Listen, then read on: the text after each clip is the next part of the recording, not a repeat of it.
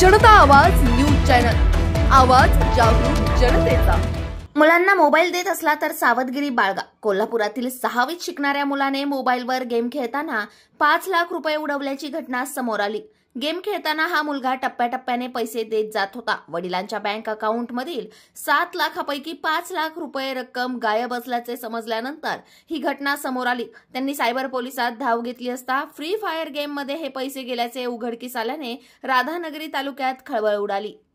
मुलांच्या हातामध्ये जर मोबाईल असेल आणि मोबाईल मध्ये आजकाल सगळ्यांच्या जे काय पैसे फंड जो असतो तो मोबाईल मध्ये असतो आणि मुले ही लहान मुलं असतात ते गेम खेळतात आणि गेम ह्या अशा प्रकारच्या गेम्स असतात की त्या फसव्या प्रकारच्या गेम आहेत आणि लहान मुलांना मग त्यात आमिषे दाखवले जातात की तुम्ही हे डाउनलोड करा, तुम्हाला ही गन घ्यावी लागेल, तुम्हाला ही गन घेण्यासाठी एवढे पैसे घ्यावे लागतील। आणि ज्यावेळेस एखादी तशी गेम खेळत असतात ती मुलं त्यावेळेस ते टीम फॉर्म करतात। एक 5-6 जणांची टीम जी असते ती फॉर्म केलेली असते। मग ती टीम जी असते ती कधी कधी ती ओरिजिनल टीम पण नसते, त्याच्यामध्ये असे चिटर लोक पण इन्व्हॉल्व झालेले असतात आणि मग ते त्या मुलाला तो त्याच्या टीमचा पार्टनर आहे अशा प्रवृत्तीनं तो त्याला सांगतो की मला पण ही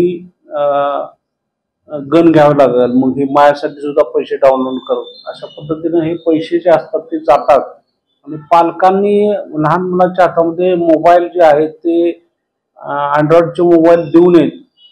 पालकांनी म्हणजे दक्षता घ्यावी आणि जर समजा काय असा प्रकार घडला तर जेवढ्या तात्काळ तुम्ही पोलीस स्टेशनला किंवा सायबरला संपर्क साधला तर गेलेले पैसे जे आहेत ते परत मिळवण्यासाठी पोलीस तुम्हाला सहकार्य करतील। परंतु आता ही घटना घडून बरेच दिवस झाले तेव्हा हे पैसे मिळवण्यासाठी पोलिसांना बऱ्याच प्रकारच्या अडचणी निर्माण होतात। काय घडलेलं आहे? मुलगा जो आहे तो गेम खेळतोय आणि गेम मध्ये खेळत असताना त्याचे पैसे जे आहेत 5 लाख रुपये ते 5 लाख रुपये ते गेलेले आहेत असं प्रायमरी स्टेजला आता आमच्याकडे जी माहिती आहे त्या माहितीनुसार तेवढी माहिती आमच्याकडे आहे। 2 लाख रुपये त्याचे वाचलेले आहेत।